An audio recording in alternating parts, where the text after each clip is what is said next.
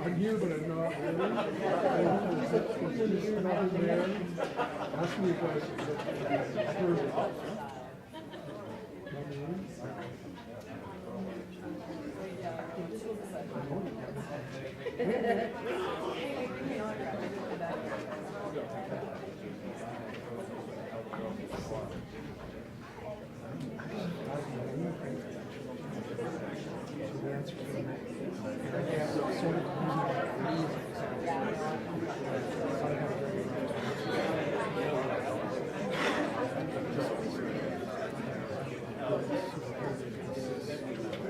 I know.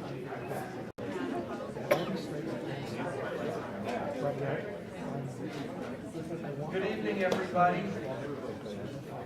Hi, I'm Gary Marsh. I'm the owner of Breakdown Services. I've been doing this since 1971. Before that, I was an actor, and I actually came to this. I went to the States to be an actor, and I used to live in Hamilton, in Ontario. And before that, England. We've got a great program tonight. For those of you who are love social media, please use the hashtag Focus Calgary. And if you want to tweet about today's event, it's at Actors Access. To begin with, I would love to thank ACTRA, Tina Alford, for putting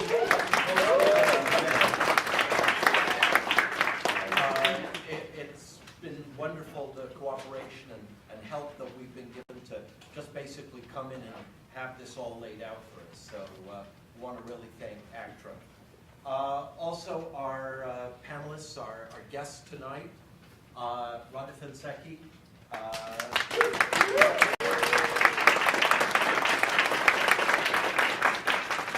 Jackie Lynn,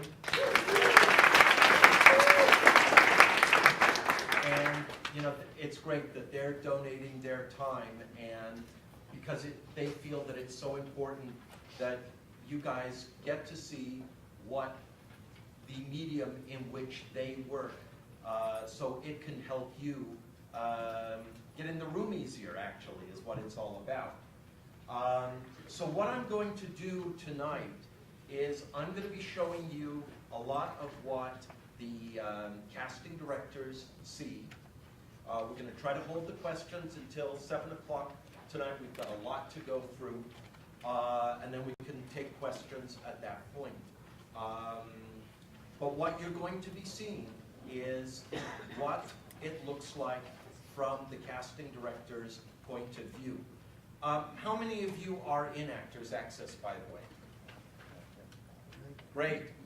How many of you go to the site and update your material, keep your resume up to date, keep your pictures up to date? All right, not as many hands. That's a big deal, because as a former actor myself, for me it was really important to have the site to be free for you guys. So you can all put up 2 pictures, a resume, a profile, and a slate shot. How many know what slate shots are? Somebody does. All of these things are free. You can swap those pictures out. Hell, you could swap them out every day. But it's important to keep this information up to date and available, because the casting directors really need your resume to be up to date, your profile to be up to date. That helps them bring you in the room. So by not going in at least every 90 to 120 days and making sure everything is accurate, you're hurting yourself. So it only takes a second to do it, and it doesn't cost you anything. So with that, I'm going to jump into all of this here.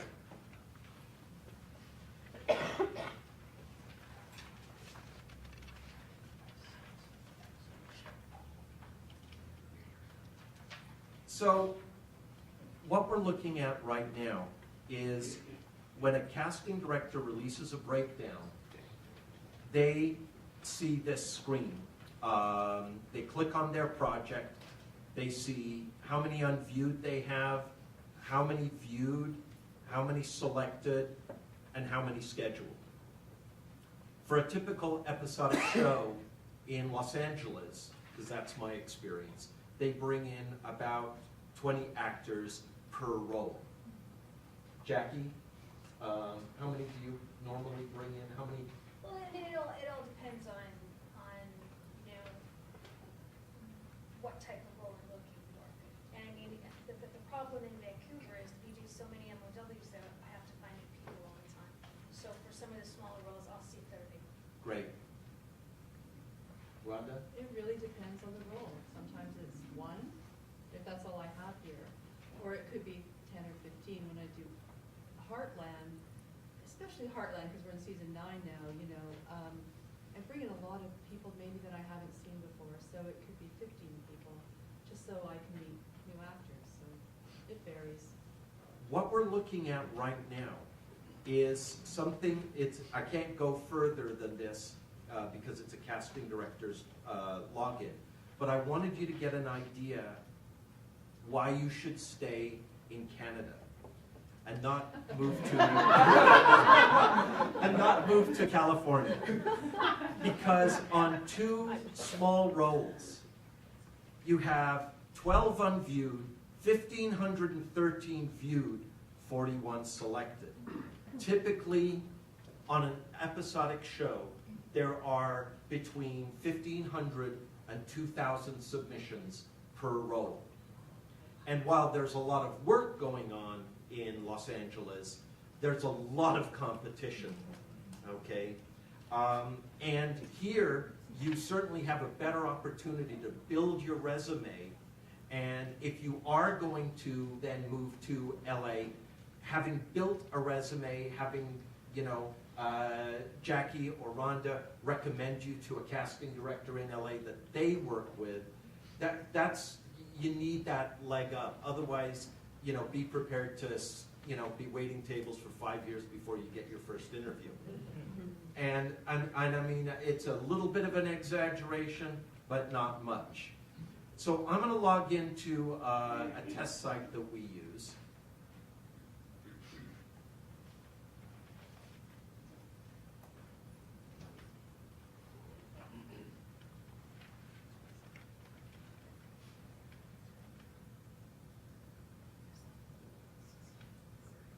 All right, so now let's take a look at these unviewed actors, what a casting director sees. So this is how a casting director is looking at submissions. They see, this is the icon for the resume, this is the icon for photos, this is the icon for slate shots, and this is the icon for your demo clips.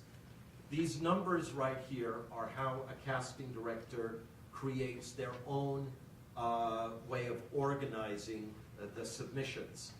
The name of the actor is here, and underneath the name of the actor is the name of the agency that submitted. So you see here it says S&C Management and Productions. Underneath that is a note that the that the agent has put in. So that's the basic outline. How much do you use for the numbers 1 through 6? Use all of them. Number 1 is my first pass when I go through them. Number 2 are my pre-screens. Number 3 are my callbacks. Number 4 is when they change the rule. Number 5 for out of town, and number 6 for the selects for the network. That's the first time I've ever heard them all used.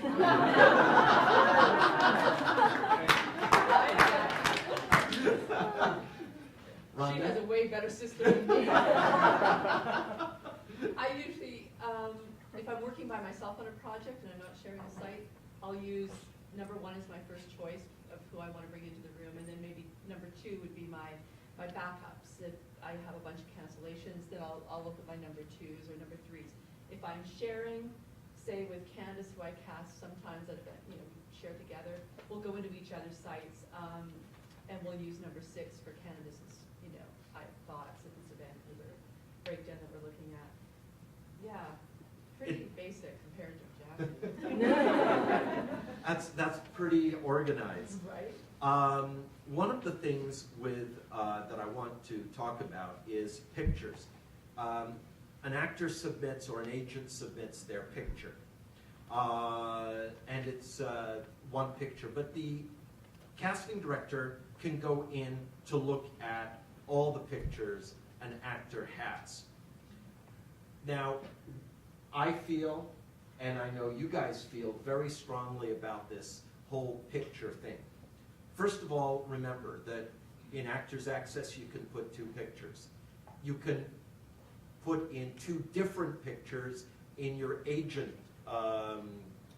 for your agent to use. So like Actors Access is treated differently than an agent. In LA, an actor may have a commercial agent, a hosting agent, a modeling agent, a theatrical agent. Every one of them gets 2 separate pictures. Some actors feel that 20 pictures is better than 2. That's wrong thinking.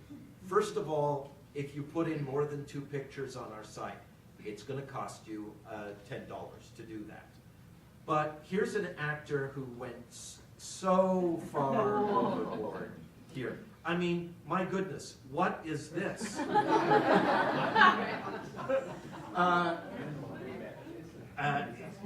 What do you guys feel? I mean, when you look at an actor's extra pictures, what are you looking If I would see this, that would tell me that he's an extra and that he's not a serious actor. It's ridiculous.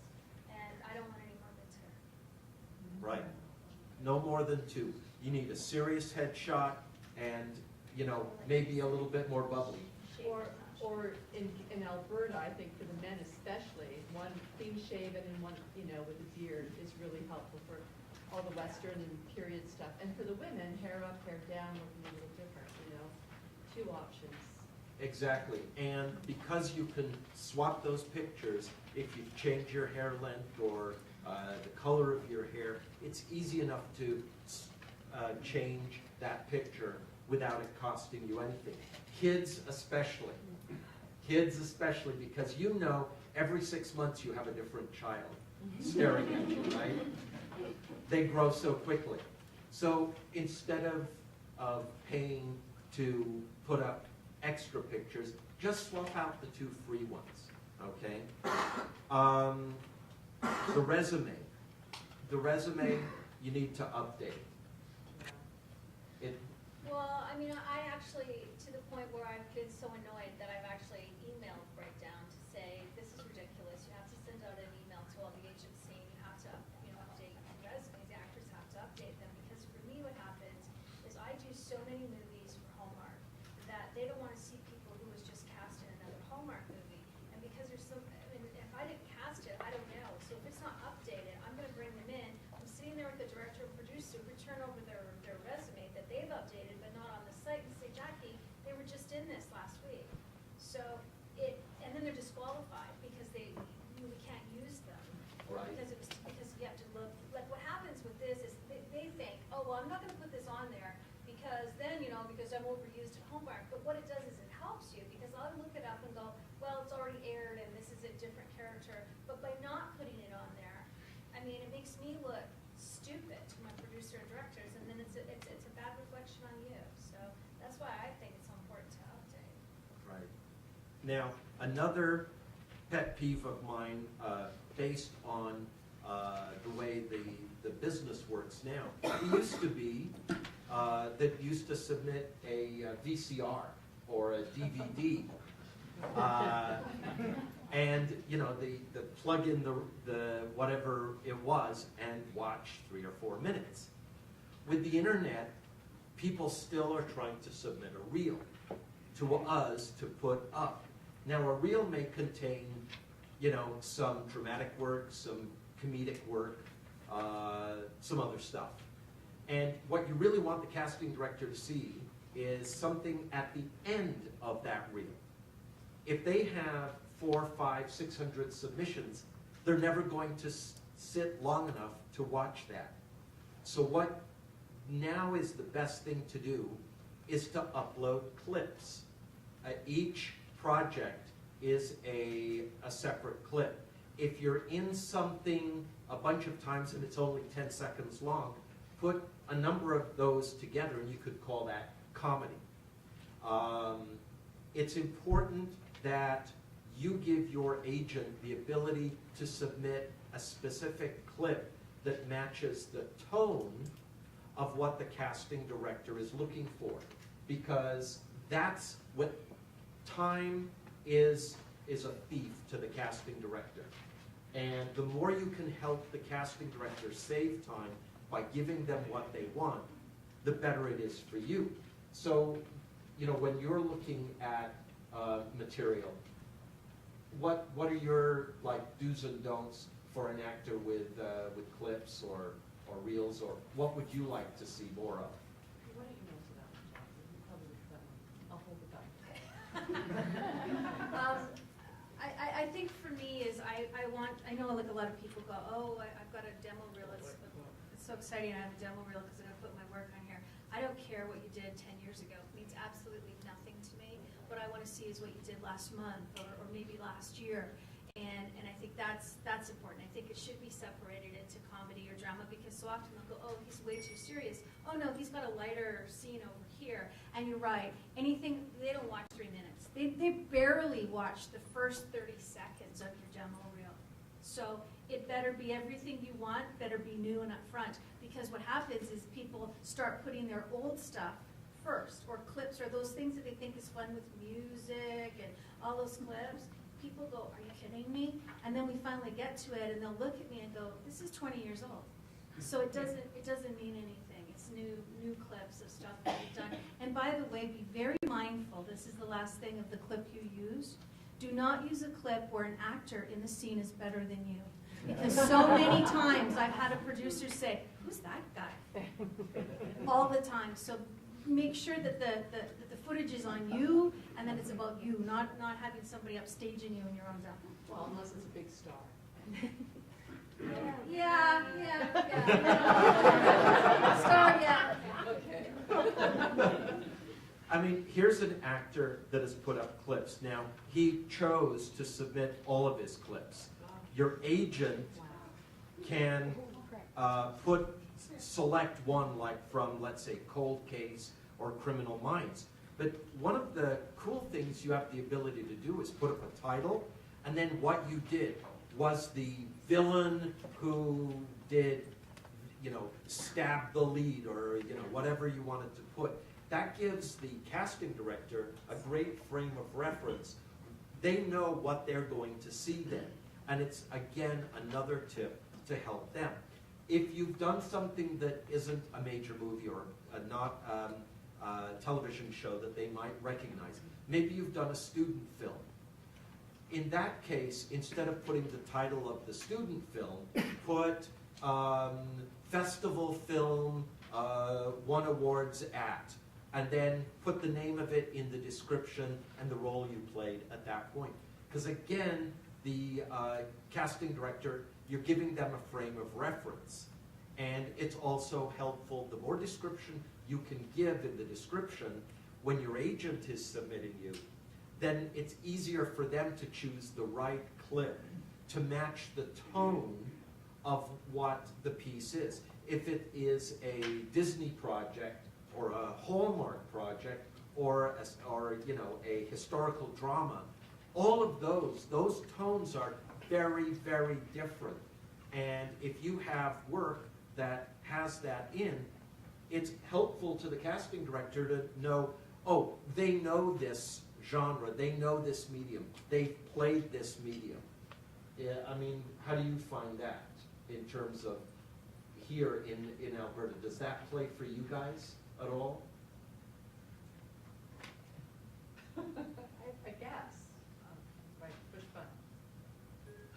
It's a hard button to push. There we go. Okay. Yeah, having the clips isolated and labeled certainly is helpful and easy. Then it's an easy reference for us all to, you know, when we're in a hurry looking at everything. Did that answer the question? That answered the question. Okay. Are, in terms of notes that, you know, here we go. Underneath the submission. Now, if a casting director gives us permission to release a breakdown to actors.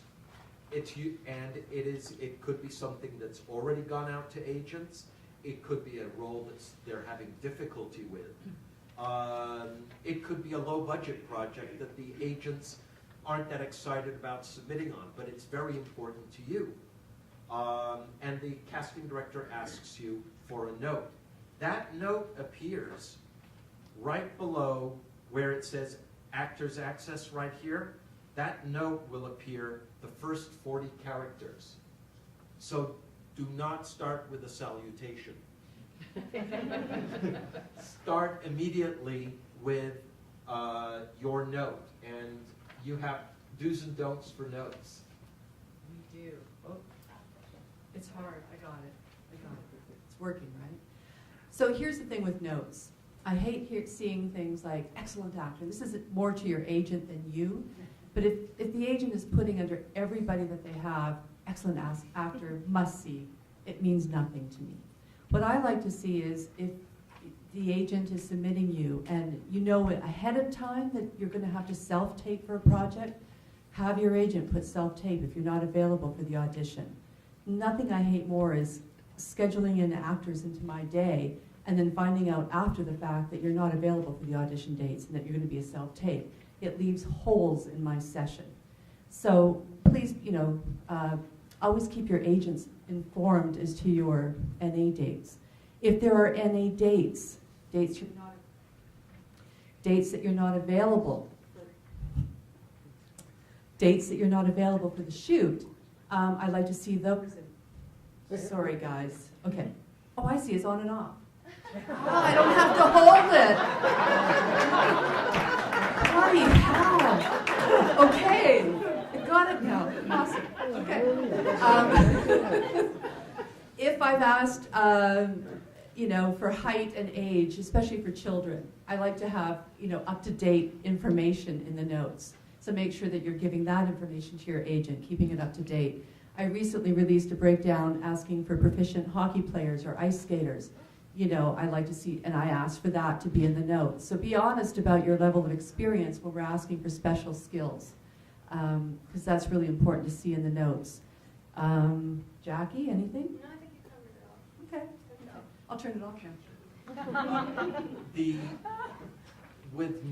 With your notes, if the casting director is looking for an actor that speaks French, that note that says that you spent 2 years in Paris is a really good note. If they tell you they're looking for something and you can honestly say, I fill that criteria, the first part of your note should regurgitate that back to the casting director, because they'll focus on that right away, and that's enormously useful to them.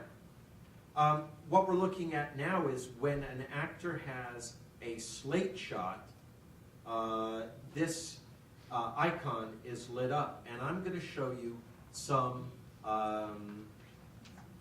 slate shots of what a slate shot should look like.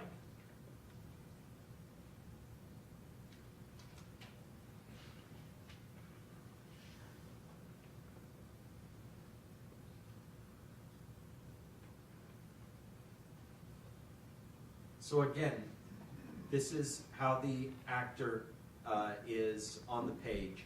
The casting director clicks this right here. Hang on, let's make sure my... If I can turn on my little bows here to make things come on. Maybe the battery died.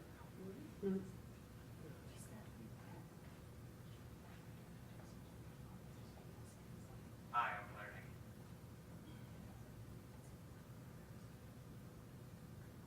Hi, I'm Eric Murray. So for actors that don't have video, it is it's a free way to provide the casting director with an idea of what you sound like and what you really look like. And I mean, the feedback we get from casting directors is that they really love it, because if an actor doesn't have film, for instance, that gives them something to work with. How your personality presents itself. Do not try to get fancy with slate shots. Slate your name. The more you say, the bigger hole you dig for yourself. Things like, how tall you are. While that's great information for the casting director, sometimes that may disqualify you for a job that you might have been available for if the casting director actually got you in the room. Height is important, but there are places a casting director can go in your profile to see that. Let's see if I can get this to play now. Hi, I'm Io Sorrells. Hi, I'm Blair Hickey. Hi, I'm Grant Harling. We call that the Harry Potter effect. So,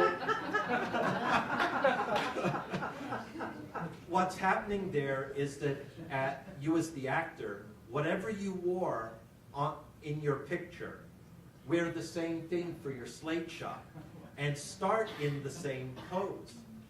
And that makes it less jarring when the casting director clicks on it, and they're able to then see you as you are. What do you think to slate shots?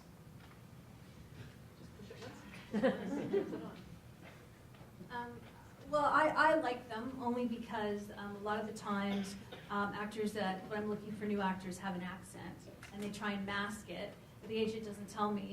And on this, I'll go, oh, okay, they have an English accent. So my note to the agent is, will they be able to do a generic American accent, or they're going to come in with a British accent? That's number one.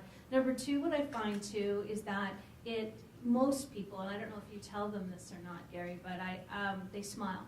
And I think the smile is one of the most important things, and often in a headshot they don't have it, but in the slate you can see teeth are really important.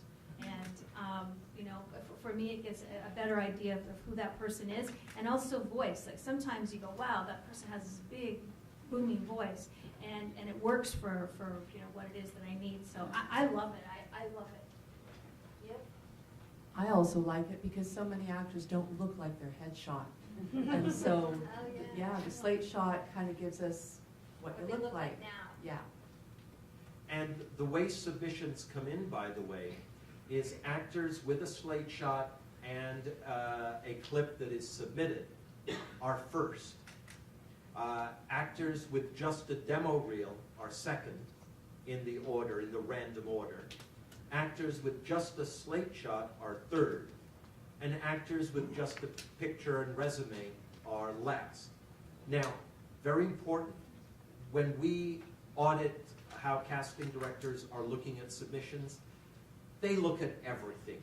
They don't lock it down to, just these actors, or just the first 100. They generally look at everything.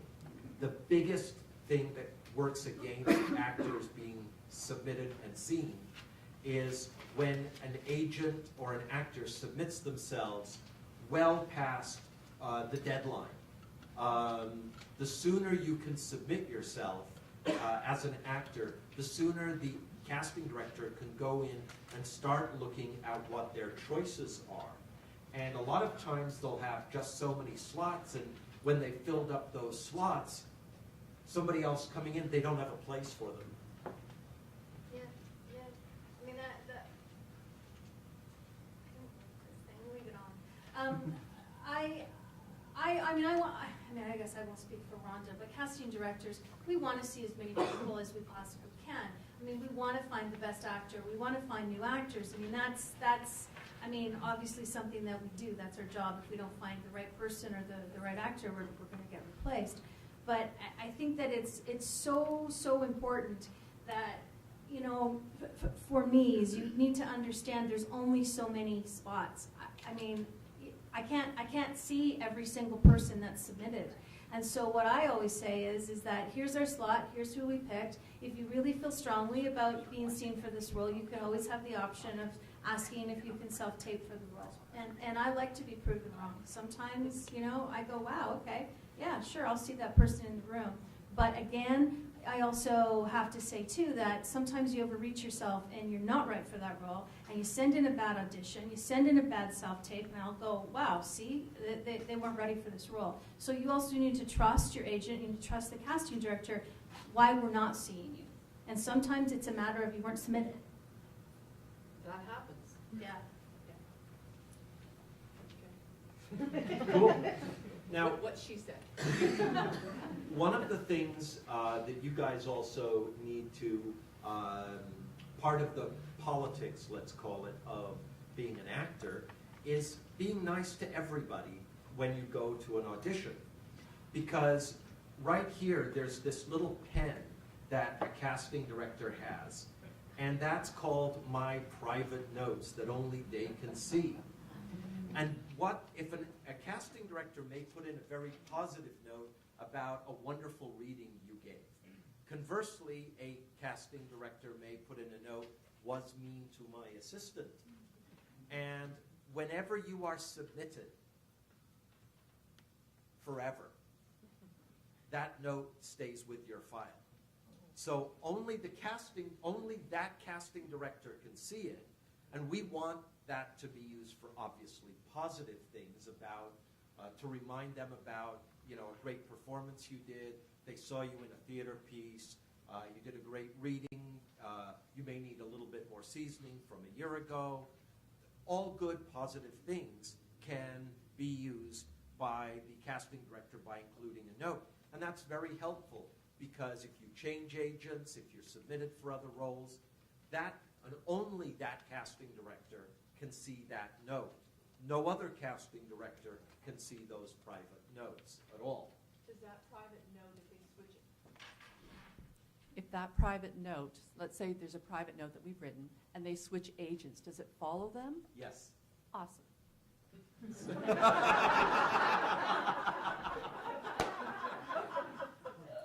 Actors beware.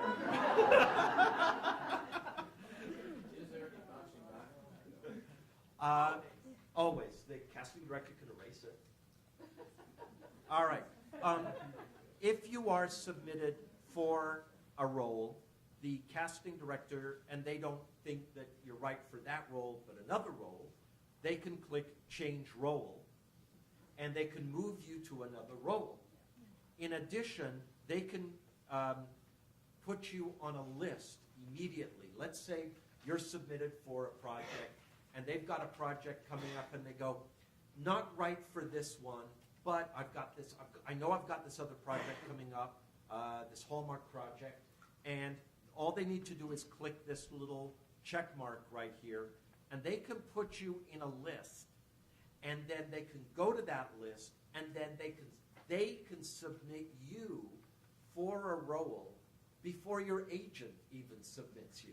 So if a casting director likes you, thinks that, you know, you make them look good and that you're right for for a part, they can actually submit you themselves for their own project. And so, you know, again, you know, I always say, you know, when you walk into that room, your job isn't to get the job, your job is to audition. And you need to give the best audition you can, because when you do that, you make the casting director look good, because guess what? They're an independent contractor just like you. And they're always looking for the next job, and they're always looking to impress their bosses. And when you help them impress their boss, they like you a lot. A lot of nodding here. But I think actors, you guys, you know, you walk into the room and it's like, what do they want? What do they need? you're so worried about what they need, rather than just saying, what can I give to the performance? What can I'm a peer, they're a peer, what can I do to lend myself to this process and deliver what I feel this role is? You may be 100% wrong, but your delivery is good. They'll give you a redirect or something. And so just going in, doing it, is really what it's all about, but being prepared and ready to perform in that audition, because that's your job right there, to perform. Okay, I'm going to get off my soapbox there. But, I believe in that a lot. I'm a former actor, and I was a child actor. I saw in what I do now, I see all the things I do wrong, so I get very passionate about it. And I think casting directors who are also actors, I think that they're very passionate about the business. And I know you guys are passionate about what you do and how much you support the acting community. And I know it's hard to get you guys to talk about it, but I'd love for you guys to talk about how much I really would, and how you fight for actors, in essence. I'm still excited about that little pen. I didn't know it existed. I got lots of notes. Yes, I mean, if one of the things they could say, and I think that is just so incredibly important, is that, you care too much about what we think, and it doesn't matter what we think. I'm going to tell you right now, and what happens is you take it personally. This is business. This isn't personal. We don't give a rat's ass about you. I'm going to be really honest, and you shouldn't care about us. No, but the thing is, we care of you as people, but we don't care if you come in and have a terrible audition. Doesn't mean you're a bad person. It just means you had a bad audition. And I think it's just so important that you come in, it's like a business, and you do your job. And I think if you realize that we are your biggest cheerleaders, we want you to succeed. We want you to have a good audition. We don't come in and go, oh, I hope this person's crappy. We want you to do a good job, because like what you said, when you do a good job, you make us look good. And I think what happens is you try too hard, you overthink. You think that, you don't like the sound of your voice, you don't like the way you look, I might as well go home because that person gets everything. What you need to understand is that nobody authentically can be you. As a casting director, to be able to step outside the box, to be able to think about what it is that we need actors in all shapes and sizes and colors. To me, it's about when you come in and you try to be something else, when you try to please us. When you care too much about what we think, you fail. If you come in and just be yourself and bring what you have authentically to the role, you will succeed. And you're not coming into audition for that role. You're coming into audition for that movie. It's not one role. You might not be right for that role, but there might be 30 or 40 other roles in that movie that you might be right for. So it's a matter of being you. Nobody can be you better than you. And I always say to people, it's really interesting. We're so hard on ourselves, and actors are so hard on themselves. This is business. This is about rejection. Only one person can get the role. So what do? You start to get defeated. You start to get bitter. You start to get jaded because you don't understand why you're not booking. One of the reasons you're not booking is because you don't get the feedback to understand why it is you didn't get that role. And sometimes we cut that role. And sometimes you're too tall. And sometimes you're too short. Or sometimes you look like the director's ex-wife and he doesn't like you. And you can't do anything about that. But if you come in and do your job and know you do your job and you love this, eventually it'll work for you.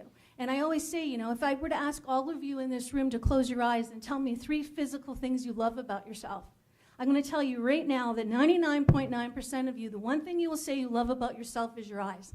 And it is because it's the one thing you cannot change. You can change your height, you can change your weight, you can change everything about you, but you can't change your eyes. So if you were to accept everything about you like you accept your eyes, all of a sudden you're going to start to like who you are. And that is magic, because you can, as soon as you start loving who you are, other people see that. That is the law of attraction. It's not about, oh my God, I want them to like me. It's about, wow, there's something really cool about that person, and you remember that person. And it's because you love yourself. And if you start to do this, every morning you get up and you look at yourself in the mirror and you tell yourself 3 physical things you love about yourself, naked by yourself every day. Eventually, you're going to start to go, wow, you know, you're going to accept who you are. And in your 20s, it's really easy. And in your 30s, it's getting harder. In your 40s, you're up there. And in your 50s, my husband sometimes will say, hey, did you find that 3rd thing yet? And I'll say, offhand, I find it. And I think that's so important that something will change. All of a sudden, people will go, wow, you look really different. Did you cut your hair? Did you lose weight? No. The only thing you did was change, you know, what you think about yourself. And that is magic. And that is the law of attraction. And that is deciding who you are, why you want this. You want to talk about passion. That's what it is. And I think that if everybody, and I know there's a big difference in auditions before I get off my soapbox, but there's a huge difference between arrogance and confidence. And arrogance comes from a place of insecurity. And I know, because I used to be the most arrogant person on the planet. And a few years ago, I started to like who I am.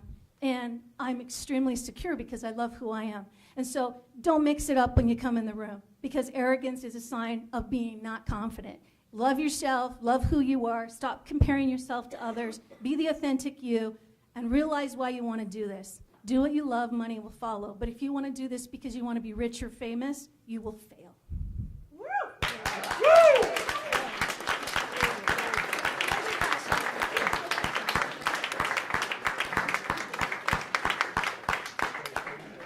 Woo! I'm not going to top that. That's a hard act to follow. Where do we go now? Wow. Well said, Jack. Well said. Amazing. Well, you know, and that's why, you know, it's so great to have you guys here to communicate that to you, and hopefully you'll, you know, as you leave tonight, you'll have a different feeling about your career and a different confidence level, and that'll translate itself into getting more auditions and getting booked, which is what every actor likes to do. Getting in the door, part of the system that I want to show you is when a casting director makes their selects, they're able to create a schedule, and they're able to turn out that schedule, and then they're able to see actors that have confirmed or not available or need a different time. And the system also gives them the ability to see if an agent has opened the audition. So these are all blue because they haven't been turned out. They turn all yellow when the agent opens the audition request, and the casting director can actually click on that little envelope and see what time the agent opened the audition. Because, like, I know in LA, the agent goes, oh, we never saw that. And they said, well, it shows here that you opened it at 3:04 p.m. Didn't know that either. And so they get, they're busted. And the other thing that, you know, with scheduling, another thing that, you know, again, there's new stuff that we're doing every day. Something that a casting director can do is, how many times have you been forced, after you have a schedule, you've worked on it, it's gone out, you've confirmed with the agents, and then all of a sudden it gets moved for whatever reason. With this, you move the entire thing and all the agents get notified automatically, and they can respond automatically to say that they are confirming the new date. So this is part of the internet tools stuff that makes it, saves the casting director a lot of time. And another cool thing that I like about it is that when the agent gets the audition request, whatever notes the casting director has put in about what they're looking for and what they need, the agent can then forward that to you automatically by just clicking a button if you're in Actors Access. So you automatically get the notes from the casting director, what they're telling the agent they want their actors to have. And that way, you as actors have it in writing, so there's no, oh, I thought you said, because it's right there. And the other cool thing that we supply for casting directors is that when they go in and they see a schedule, so let's go to a schedule right now, view existing. They can click print today's schedule, and it prints for them a, oops, there we go. It prints a list for them of everybody coming in, their picture, their phone number, their role that they're coming in for. If it's Actors Access, it's going to print your phone number that you put into Actors Access. Plenty of places for them to write notes during your audition. They can also include submission notes, so if there were submission notes with that actor's submission, it's included in there. So it's really, again, that picture, if it needs to be current, because now that's the picture the director may be looking at also.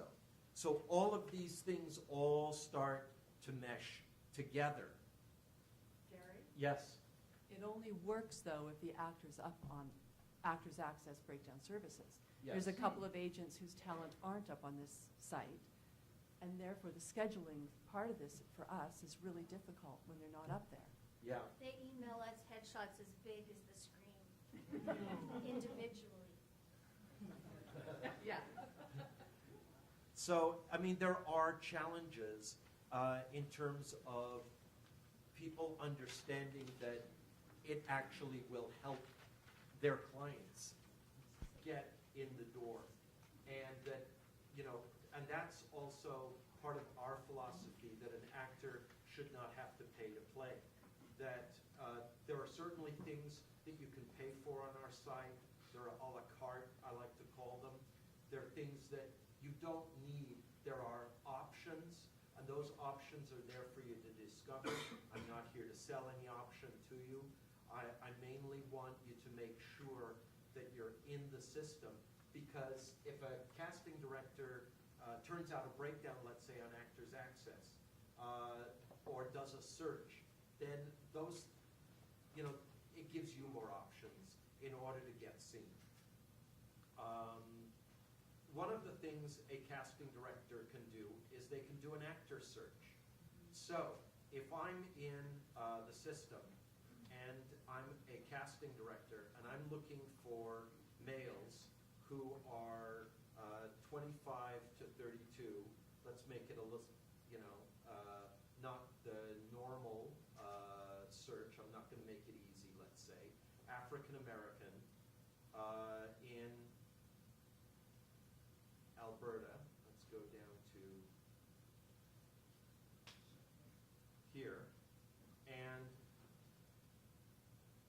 who are ACTRA members, okay? And let's say I look in Actors Access. Now it's going to come up with the actors that fit that right there. And then that casting director could select those actors, add them to the project. They could also search the agent database and do the same thing. These are actors that are in Actors Access. They may have agents, but the casting director has the ability to do a search in Actors Access in that database and the agent database. If you haven't filled out your profile and put an age range, you're not going to come up. You're going to miss opportunity. If they're looking for somebody who has a particular skill and you have not put that information in your profile, you are not going to appear, and then that casting director isn't going to be able to check you off and add you to their project. This does not cost you any money to be part of this database, but it requires a commitment on your part to keep that information up to date and usable for the casting director, and it will give them a lot more options to bring people into the room. We had a meeting with the agents this morning, and it was funny because there was a conversation with one of the agents that he thinks every actor has been in the sci-fi Winona Earp. And it's like, I think every one of my people has been in it. And if a casting director is running out of people from the agencies, they can always search the actor database, and maybe that actor is not represented at that point. And it's a resource for casting directors, and you need to make sure that your information is up to date in this resource. Okay? Any notes or points on that? Just whatever information you put in there, make sure it's current, accurate, don't lie about special skills, and please, please put your height and weight. I only ask for that usually, especially on a show like Winona Earp, and maybe Jackie for some of your shows too. We have to stunt double a lot of the actors, and so stunts is always asking me for height and weight. So please make sure it's on there and it's current. And accurate. Guys are always, always shorter than they put on there, and women always are heavier than they put on there. That's just the reality. So we don't care if you're 2 pounds or 2,000 pounds, but we need to know. I used to lie about my weight on my resume when I was an actor. I always put it 10 pounds less than I was. Yeah. So. And every actor in Vancouver is 5'10", and they're like, we right away will go 5'7.5".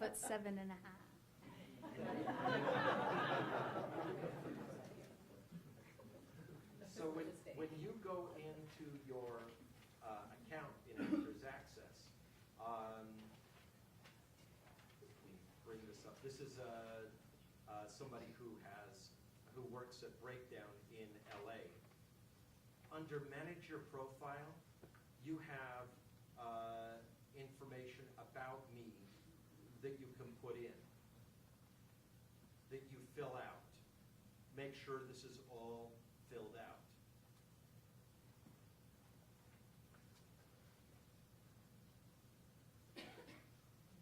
Also, for actors with disabilities, we have worked with CSA to create a database of actors with disabilities, because that's a very important category for casting directors to be able to select and choose and hire actors with the actual disability that they're looking for.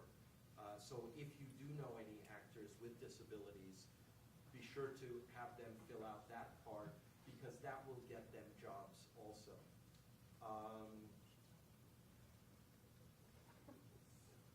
So let's go to. So here, this is relatively new. Size cards. This is your measurements. This is your, and it's based on gender, or as a child you can fill this. It fills out under the women's section.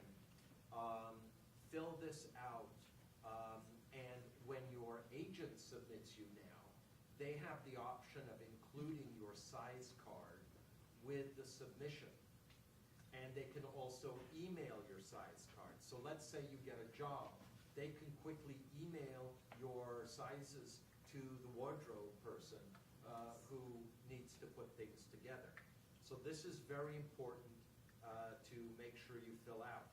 And this notes to wardrobe, so you may be a size 4 in Calvin Klein and a size 6 in something else.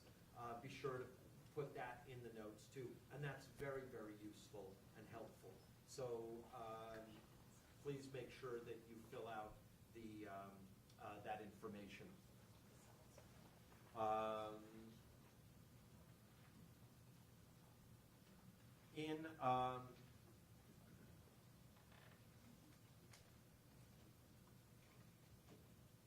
So for any of you, this is also where you manage your photos.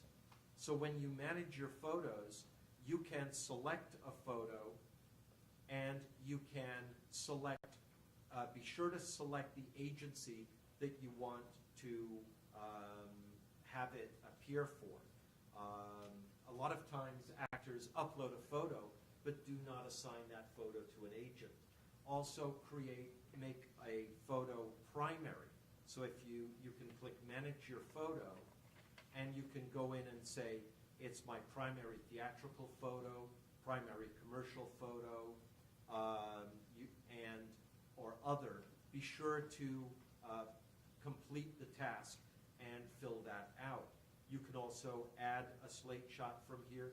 You can also add video at this point. If you are adding video,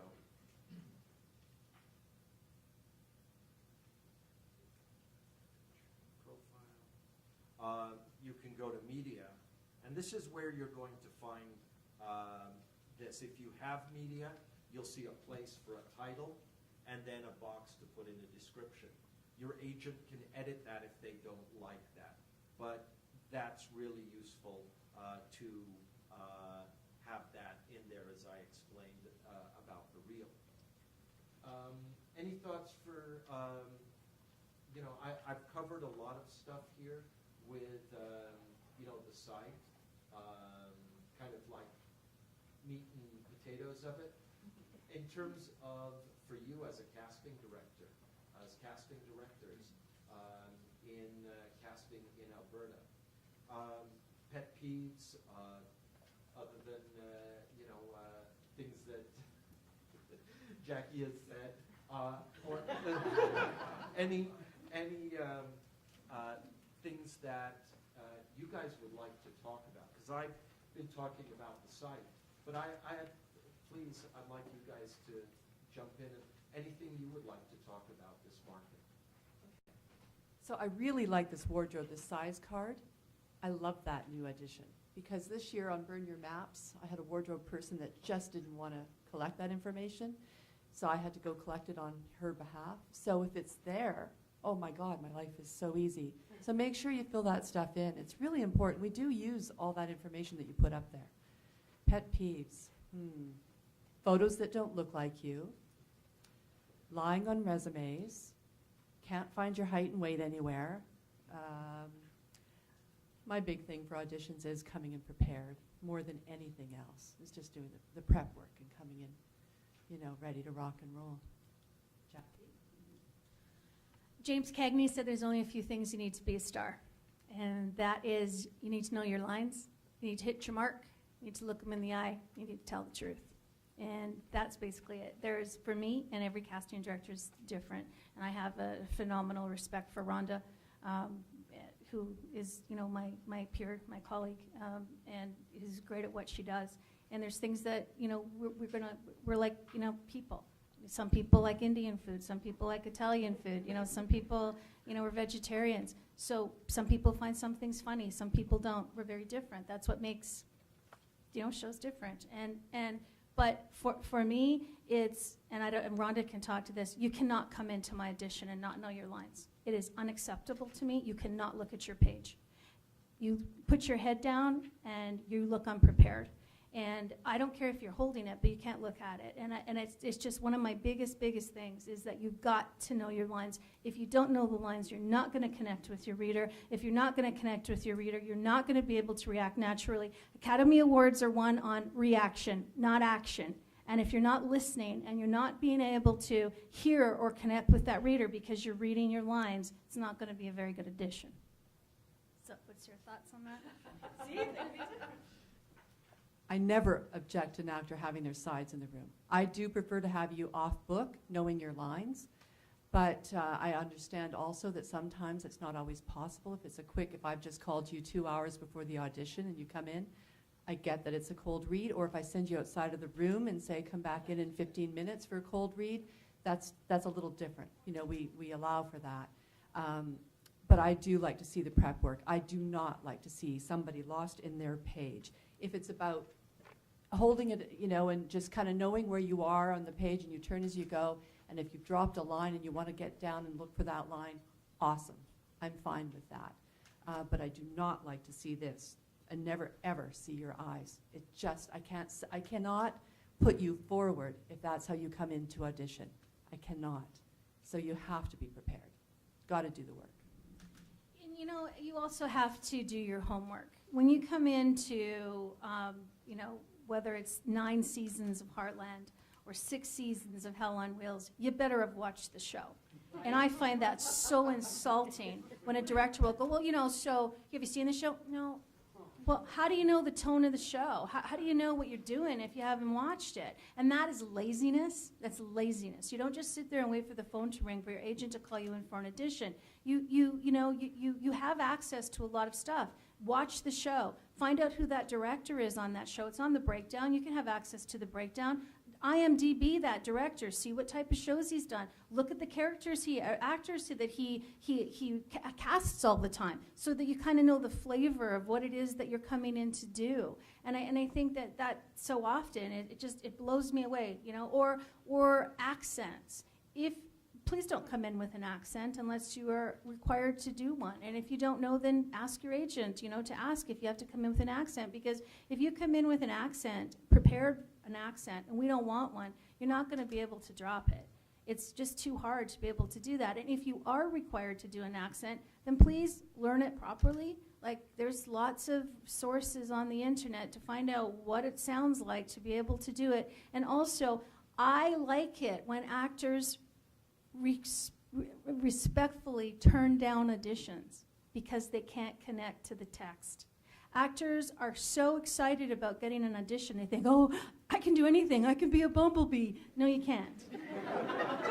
And if you don't get it and you can't connect to that text, you're going to be awful. And it's not because you're an awful actor, it's because you don't connect to the text. And so when they say, you know, I respectfully decline, I'd way rather have that than come in and I'll go, what was that? Like, you know, like, seriously. And the other thing, too, is not being distracted. You're going to have people who forget to turn off their phones. You're going to have lots of noise next door. There's going to be a lot of stuff, and you have to be able to roll with it. That's just the way it is. And the other thing is, thank you very much means 2 things. It means thank you very much. It was great. You did a great job. You're on my short list. Or it means that was brutal. Bye-bye. And you'll never know. But you need to understand you'll never know. I have actors all the time that go out and go, oh, I aced it. But they were awful. Or going and calling their agents and going, wow, that was brutal. And you get the role. So let it go. You know, audition, go. Let it go. The more you obsess about it, the further it runs away from you. Just wait until the next one and go on and do your next one. And by the way, in stupid jokes, if you know how many times say, hey, did I get the role yet? Or no. Come in and hit your mark and go. Sorry, it's business. It's not personal. And that's the thing about Jackie Lynn. She's such a bitch. I'm actually a really nice person. I just don't have time for all the, you know. And the other thing is, don't shake my hand, please. And I'm tired of explaining to people, oh, or my assistants, Jackie doesn't shake hands. Jackie, I have an autoimmune disease. I take medication, strong medication, to dampen down my immune system. So you come and you want to shake my hand. I mean, I catch everything. Do not come to my audition, ever, with a cold. Do not come to my audition sick, and don't shake my hand. Hey, I don't shake hands either, but I do it for, I have no backup. I'm it. I can't afford to be sick, so I don't shake hands for that reason. I always, you know, hand to the chest, hello is great, or just a hi, and a bump, anything, but don't shake my hand. And you know, it's really hard, because a lot of little kids come in the room. Then I keep hand sanitizer right close by, because all the parents have said to them, now make sure you shake the casting director's hand. How can I squash that in a child? So I keep the hand sanitizer handy, but yeah, I think as adults, I think with all the stuff that's going around these days, I can't afford to be sick. So I'd like to take about 15 minutes and talk about EcoCast and virtual auditions, specifically virtual auditions. Virtual auditions today are something every actor should know how to ace. They should be able to knock those out, because it's not going away. In fact, now pre-reads are virtually a thing of the past. Everything now is online, and even that first interview is starting to be just a virtual audition. The Fincannons in the Carolinas, they cast every role out of Homeland without seeing one actor. Everything was virtual auditions. And actors say, oh, but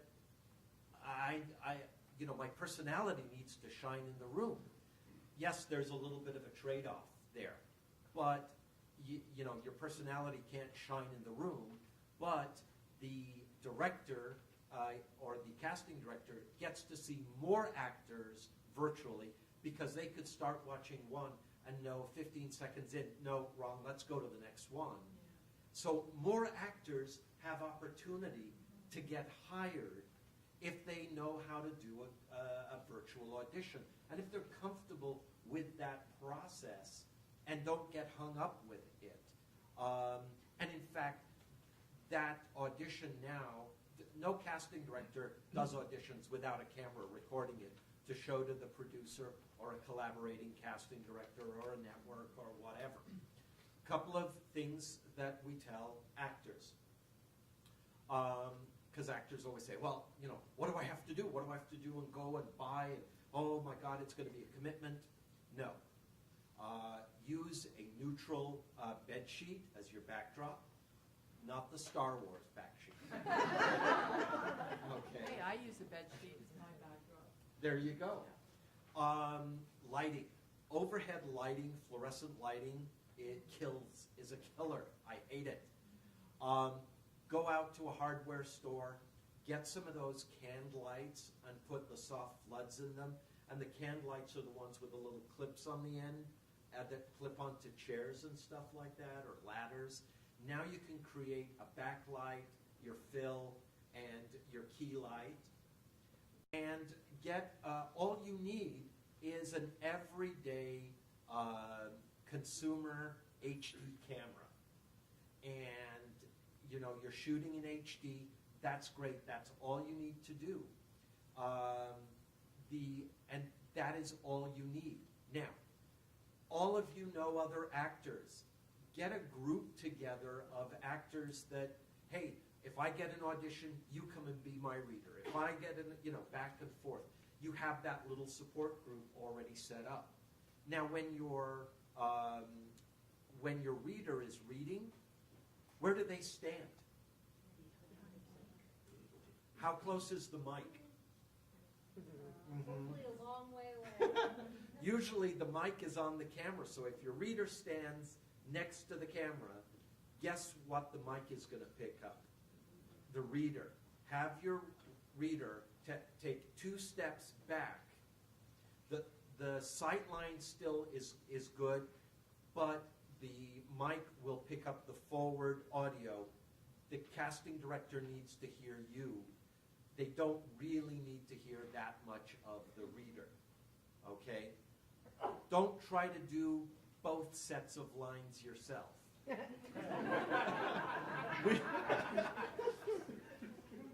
If, for God forbid, you have to shoot it because you're in the middle of nowhere, make sure that if you shoot it on your iPhone, you do it in landscape, not portrait mode. Otherwise, your audition will be sideways for the casting director. Any do's and don'ts for filming? Oh, absolutely. No, we'll fight over it. Good lighting, good sound. As Gary said, the reader has to be back from the mic. And make sure your reader is good, Don't okay? use your husband or your wife. I've had some auditions come in where I know the actor's really good, but the reader is awful, and I have to ask for a retape, which is an inconvenience for you as an actor. When you're filming, framing is really important. Don't, leave me 12 inches of headspace at the top of your frame, and your head is in the corner, with the frame. That's not useful at all. I need a full body slate on every self-tape that comes in because, my director possibly is not going to get to meet you until he gets on set with you. So we'd like to know your physicality beforehand. So a full body slate with name and height. What else, Jackie?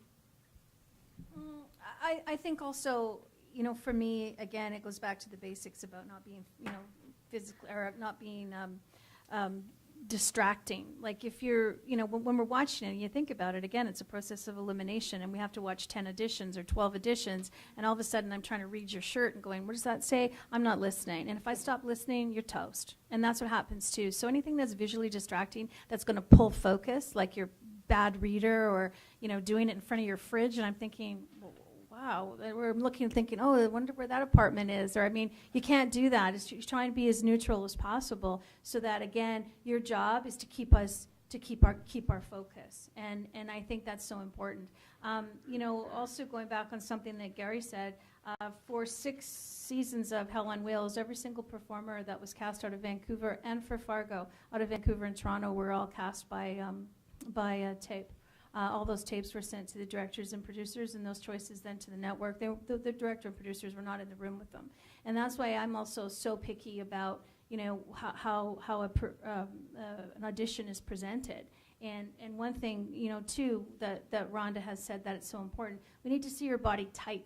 So we need to see you starting it, so we know sort of your physicality. And the other thing is I don't like. This is, again, is about you. It's about you, it's about you, it's about you. Simple, simple, simple. I say MSG, mad, sad, glad, just pick one.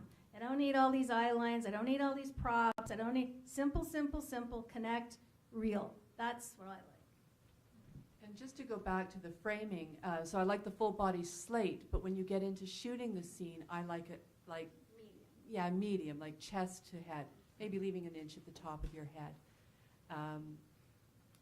And just having said that, we're open to the self tapes.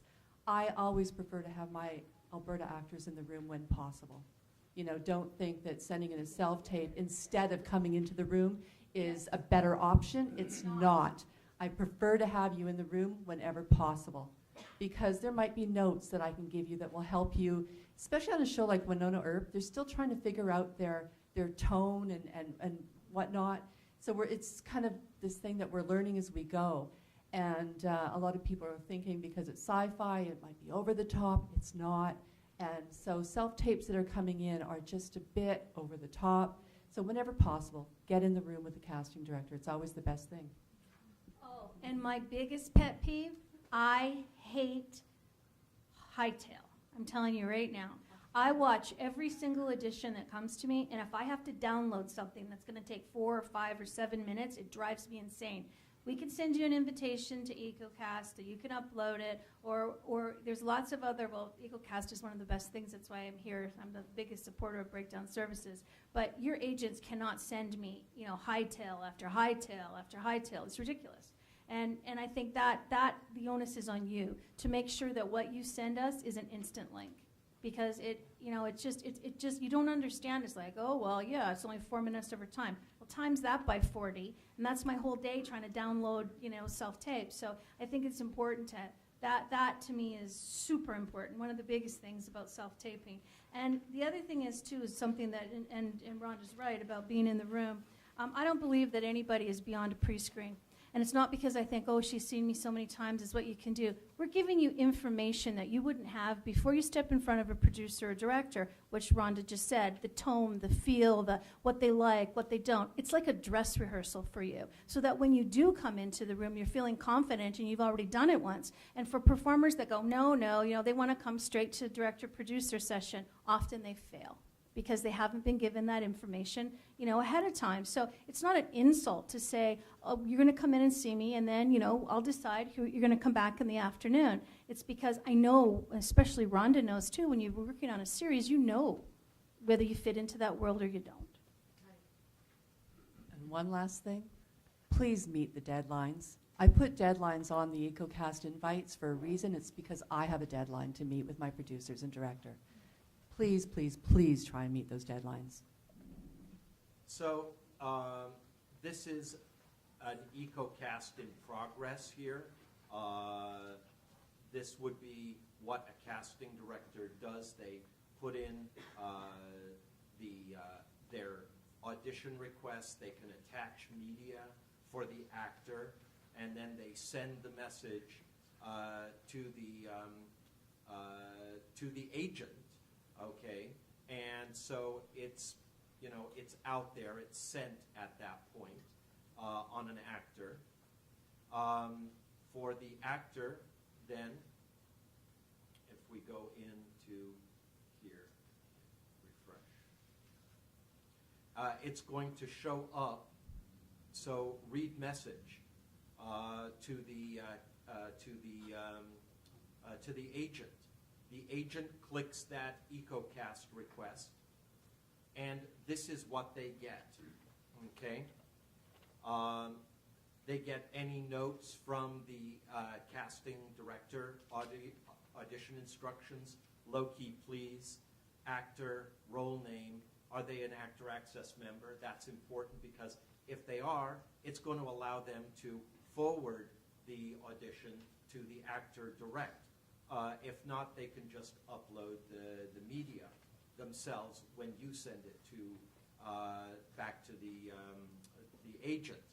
So I'm going to forward this to selected. So this is going to go to the actor, and the agent can put in an additional message.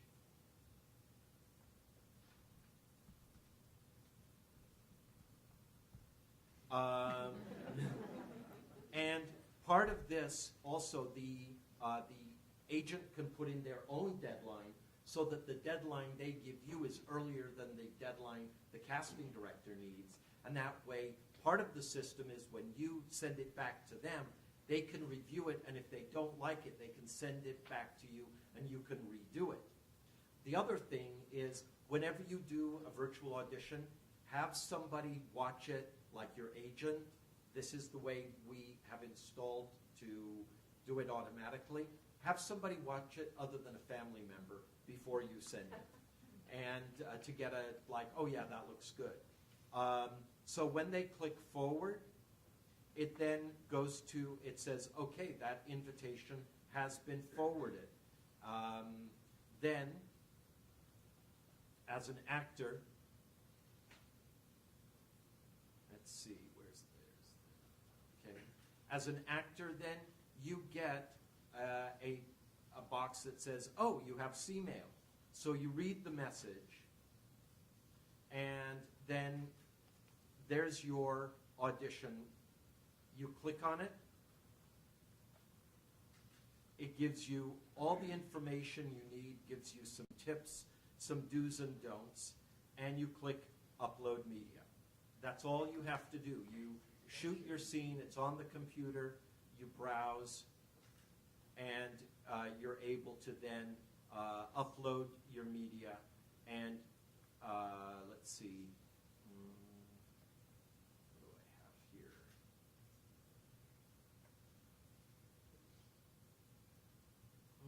Whatever I had, I've hidden. Let's see, I had one here that was really good to show you guys, and now I don't have it. But then it goes back to the agent, they review it, and then they forward it on to the casting director. That is the process.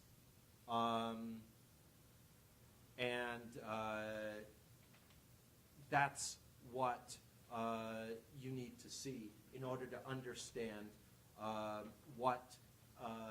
to respond to a request for an EcoCast audition. Now, something that we told your agents that you guys should be aware of also is that agents have the opportunity to create an audition of an actor, and with the permission of the casting director, send them an email with that link. And all of our stuff is streaming. It is, so the casting director does not have to download anything at all. They merely, it starts to play immediately. And they can see your resume, your photos, all of your material is available for the casting director to see as they are literally watching your audition. Okay? This is the one I wanted to show you. This was this actor's submission. Who has a safety deposit box full of money? Hey, quiet out there. Full of money and 6 passports and a gun. What's a bank account number in your head? I'm gonna come here, and the first thing I'm doing is catching the sight lines and looking for an exit. I could tell you the license plate numbers of all 6 cars outside. It's good. We tried to pack as many what not to do's in that audition. That's actually Jason Teresi from our Chicago office who did that for us with an assist from his kids. So with that, let's open things up to some questions. Let's see, I'm going to get up. All right, you right there? Yeah, Jackie or Rhonda, when you have submitting by tape, does it matter what the gender of the reader is? No. Yeah, so if it's a male role, it doesn't matter if you have. Hey, I'm always reading male roles in the audition room. I'm okay, as long as they're a decent reader, right? Okay. When you say you can't have your wife read, Jackie, what if they're an actor? As long as they're good. No pressure. This might be, and please tell me if it's completely out of your scope, Gary. First of all, thank you so much for coming here from all of us.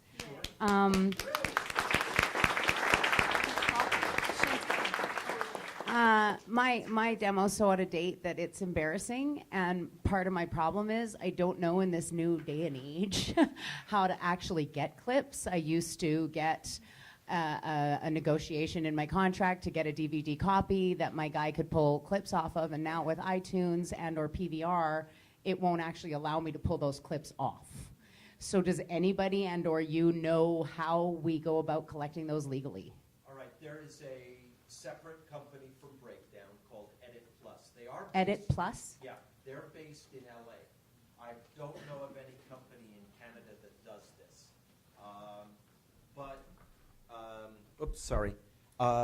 Yeah, the company is called Edit Plus, and what they'll do is they will, if you fill out the form on the Breakdown or Actor Access site with your scenes, they will actually record the entire program, put it on a DVD, send it to you, and then they'll also give us a copy, and we'll cut your scenes into our system automatically, whatever you have asked us to include. Free? No. Oh, that is worth paying for. Well, Thank you it's so much. actually a 1 minute of video, 1 minute of demo clip, Right. and the entire program is $47. That is fantastic. Thank you very much. Sure. Right here? Will there be an app? For Actors Access, I'll tell you, we tried an app, and what happened was every time we upgraded our site, and we're so dynamic with the site, it broke the app, and it slowed us down in terms of releasing new features. There's a browser called Opera, which is Opera Mini, which is really good, and it turns the Actor Access page into a vertical page. And that's useful, and that way you wouldn't pay anything and use Opera Mini to bring up Actors Access. Yes, over here. Hold on 1 second. We got a mic coming at you. Just double checking all the things except for the thing we just talked about, this $47, using EchoCast, everything else, all that is completely free for the actor. Let me clarify one thing, because I didn't mention it with EcoCast. With EcoCast, if you are, we have a $68 a year membership in order to be able to submit yourself for free, do a number of other things. That also includes being able to submit an EcoCast for free. Normally, it's $3.50. However, If you email your video directly to your agent, they will be able to upload it for free. So you don't have to pay the $3.50. We charge for that transmission of that video process. So if you don't want to pay $3.50, just send it. It's okay to send it to your agent in Hightail or WeTransfer. Or don't send it to the casting director. Yes, back here. He told me to give him a workout today. For Jackie and Rhonda, how valuable for you guys is, for example, educational degree or something in acting? Like, is that something that you check on the workbook or whatever? Or I always look at the resumes, Christian. Especially, when you get into a season 9 of Heartland or a season 6 of Hell on Wheels, and we're still looking, for new talent. Always reading the resumes to see what people have been studying, where they've been studying, and just to see if they've been working on their craft. See if there's somebody I can put on set, bring into the audition room, and kind of know that they're going to do good work in the audition room. So education is really important if you want us to consider you as a serious contender. I do believe that. To a degree. I mean, there's some people out there that haven't studied a day in their life, but they're kind of good. Any education that you get, regardless of where you get it from, any workshop that you take, and you were like sponges as human beings, and you take what works for you and you get rid of the rest. And anytime you can get any information, regardless of where you get it, is going to make you more confident. And again, confidence is everything. It's when you come into the room and you're confident, and it's mostly because you know what you're doing, and you get that from honing your skills and taking workshops and taking classes, and the more education you have, the better you get at it. I just wanted to ask, there's kind of two schools of thought from the time you get the audition, or not me, my daughter, but anyway, from the time she gets the audition and then to being shortlisted. To one school of thought is to get some coaching in between the first audition and then the shortlist. And the other one is, no, you go in and do exactly what you did in the first audition. So I just wanted your opinion on that. Okay, well. It's your daughter or son? Yeah, Madison. So here's what I think about that. If they've come in and they've done their first audition and they've made my shortlist, and especially if they're a young actor, I wouldn't recommend coaching in between. Not at all. Because there was something in that first audition that we loved about their take on the character that we're going to bring them back for a callback. Right. Please don't mess with that. Can you use the mic?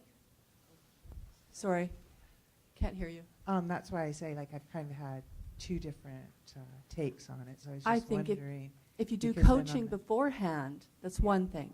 But I wouldn't do coaching in between the first audition and a callback. Jackie, do you have any thoughts on that? I would say that there's a large percentage of actors who come into a callback and they don't get the role because they changed everything they did from their initial audition. A callback is just about as good as getting the role. It means you've done something right. You've made the short list. You're coming in to present whatever it is that you did to the producer and the director. But all of a sudden, I'm like, whoa. They changed their outfit, their hair, Chantal, who is one of the best readers in the city and certainly an extraordinary actor, has seen with me how many times because I pre-screen everybody. They come in, I'll say, okay, come back this afternoon. In a matter of hours, you got a new hairdo, you got new clothes, and you got a drawl, and we just look at each other and go, what was that? It doesn't mean you do better, just do the same. And I don't believe in coaching in between, especially for children. It ruins what happens is you get so dialed in that you can't take direction.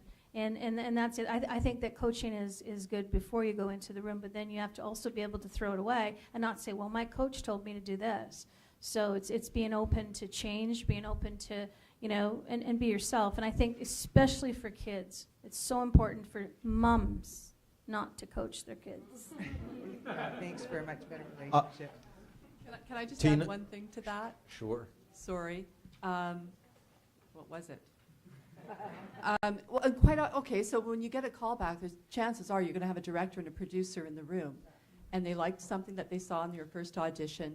They want to be able to work and give notes of their own. So, yeah, coaching in between is just a bad idea. Yeah. Tina, does Tina have anything from, because we're streaming this event, All right, are so there any questions from people looking in? I feel like dancing. Sorry. Okay, so we've got one online here. I'm going to look at you two lovely ladies. I had an actor tell me that you don't want your list of education to be longer on your resume than your experience. If it's longer, delete some education. Is that true? Never given it much thought, but what I would say about education is list the education that's relevant to the job at hand. If you're on your resume and you're an actor, you put down your acting education. I don't know. Or if you've taken a workshop with Rhonda, I don't need to see you've taken 30. You know, like a workshop is good enough for me. All right, I got one more here from online. I'd love to know what the casting directors think of self-represented talent. Do they view it as amateur? Yes? Yes. Here's the thing about being self-represented. You'll often fall through the cracks. We'll miss you. You know, especially if you're not on Actors Access and submitting on our breakdowns, we could overlook you. Having an agent represent you is really beneficial because, look, not everything is cast by a casting director in this city. And so, you know, a lot of independent productions, commercials, in-house videotapes for, you know, corporate videos, those things, they go right to the agents. And they skip the casting directors because they don't have budgets for us. So if you're not represented, you will miss out on that stuff. So have an agent. The other thing is how we see ourselves is not how other people see you. So if you're representing yourself, you're going to be submitting yourself for everything, and you're going to be negotiating against yourself. I wouldn't want to be negotiating with me or Rhonda when you get a gig. I mean, let's just be honest here. So you need somebody, a go-between, who works for you. And I think, you know, when there's a problem on set and you raise attention, you're considered difficult. If your agent raises the problem, it's business. So you have to think about that. Again, this is business. It's business, it's business, it's business. It's like somebody who sells their house by themselves, doesn't know the rules, or has a real estate agent. It's just, it's business. Thanks for the fun. So over here in the corner, go ahead. Hey Ron, that's Jackie. So when someone is auditioning for you, where do you prefer them to look? Is it slightly above your head or right to your Right into my eyes. right to your eyes? Right here, Right to your baby. soul? Yeah, if I've I'm heard reading that with you. Sometimes when you look the casting director in the eyes, it's actually bringing them into the I don't scene, want you to look at me. which no. Yes, I'm reading. Okay, so if you, is it about your reader that you're asking? Like if you come in the room and see me and say hi, and yeah, I want you to look at me in the eye and talk to me. But during the audition, if I'm reading with you, I want your eyes. So what if it's just a monologue then? Chances are we're not going to audition a monologue in film and TV. Or just like you're not in the scene at all. So it's me and you, because I've auditioned. Yeah, there's sometimes that there's happens. another person. Sometimes. So then you've got to pick eye lines if you're not going to look at me. But if at all possible, at all times, you should use your reader as an eye line. Always. It always surprises me when actors come in the room and choose not to use the reader as the eye line, and they're looking over here to spot on the wall. And I'm going, what? What? Your reader in the room is your biggest tool. They're there to help you. They're there to make your audition better. And if you're not looking in them in the eye and you're not using them, or you're not saying to them, you know, could you come closer, or could you sit? Your reader is there to make your audition stronger. And so I just want to, you know, say, yes, if a casting director is your reader, you're going to look them in the eye. But here's another thing. When you're auditioning and I'm sitting there with a producer or by myself and you look at me, I'm going to look down. I don't want you looking at me. I mean, you know, I'm sitting there looking at you. You don't need to look at me. And so, I mean, that's the other thing is that you want to keep our focus. And that's why, you know, it's like anything else, too, talking about looking amateur. You look in the camera, it's over. I mean, it is over. And even if you look like you looked into the camera, it's over. So you better be, use your reader, because that's never going to happen. Unless you're auditioning for a reporter And then who's ask. delivering on camera, And but then then you ask. Right. One more question. We have time for one more question. Over here, the lady with the bun on her head. Hello. When you're an actor and you're in an audition, let's say you fumble, you drop a line or you muck up somehow. Do you think it's best to stop and say, may I please start again? How do you feel? What do you think the best tactic is or strategy if you fumble something? Nobody is perfect. Nobody speaks perfectly. Those mistakes get you roles. They're funny. If you really screw up at the end, we're going to let you go over. But as soon as you stop yourself and go, oh, I made a mistake, or it drives me insane. Just keep going. Like, who cares? Stop, back up, keep going. Be confident in what you're doing. And at the end, we'll say, okay, let's do it again. Let's smooth the bump out. But by you training yourself with bad habits, going, I said the instead of and, who cares?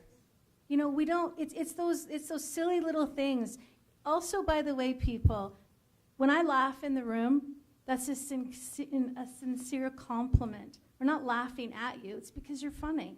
And you do something funny, it's funny.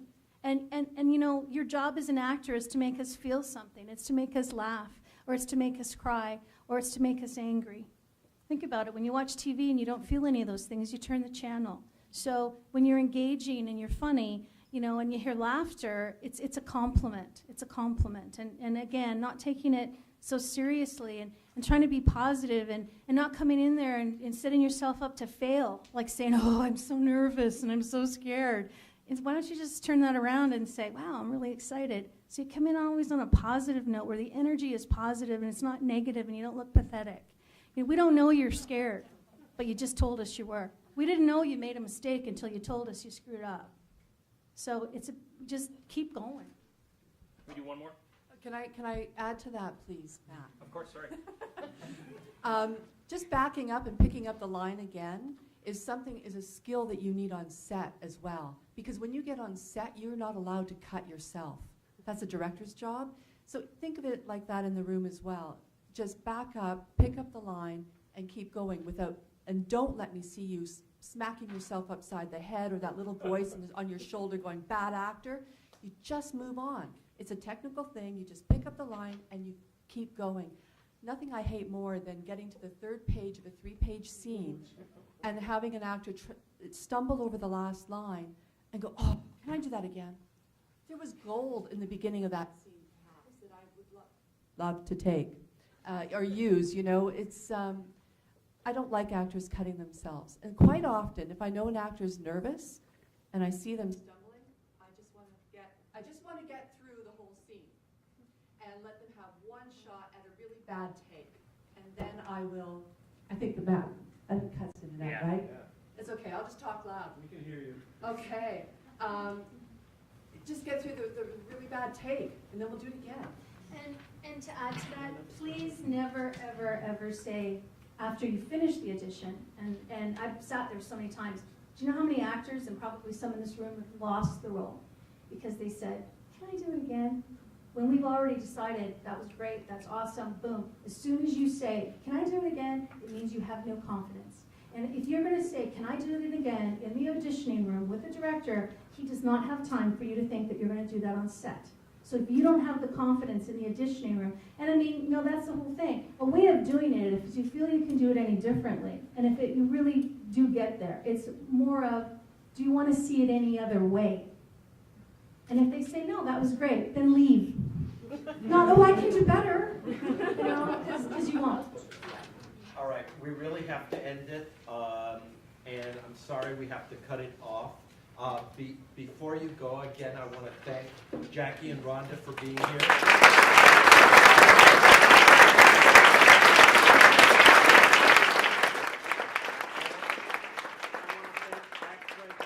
Again, for hosting this. This has been a great event.